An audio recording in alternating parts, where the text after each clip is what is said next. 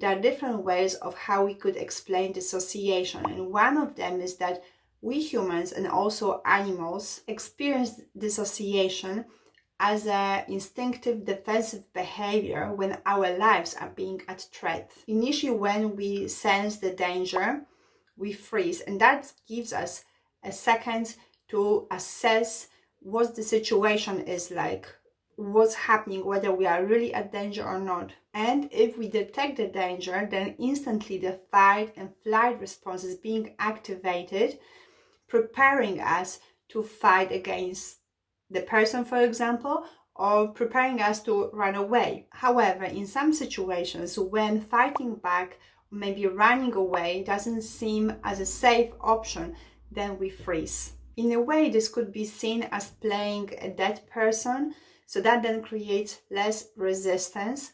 And also, if we are injured, if we freeze, obviously there's less risk that maybe we're gonna bleed to death. It is quite common that in situations when someone in their trauma event, maybe they felt extremely stuck, they were unable to fight back, they were unable to run, it is quite common that when people they are experiencing their trauma, they will actually end up dissociating.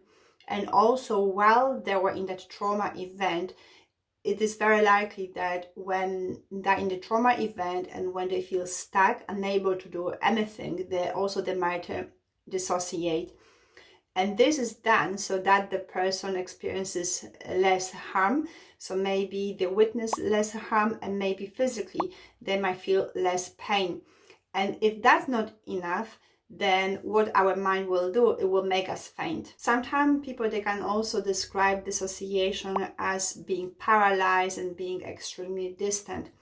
And this happens because when the fight and flight response cannot be activated, then the parasympathetic nerve system is being activated. And what that does is it just slows down our breathing, our pulse, and that leads to us feeling more distant. That also leads to us maybe feeling more numb to pain, and also us feeling like we are about to collapse. And people, they can also describe it as if they're going through out-of-body experience, and this is because of all these different physiological changes that are happening in the body. And by being able to explain dissociation in that way, I think we can bring a lot of normalization for people, because very often people, they actually blame themselves for maybe not running away, maybe for not fighting. But once we have model like that, once we have good understanding what is actually happening in our body, then we can see that actually there was not much that we could do. There was not really choice for us.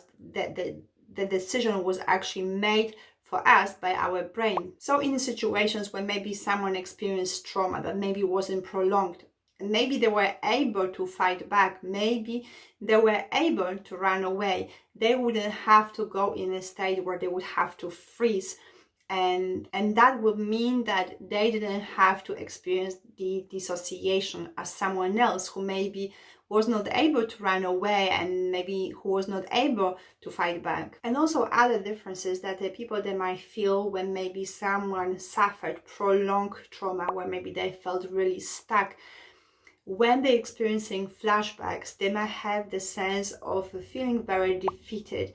They might feel extremely drained and numb, and they might feel hopeless.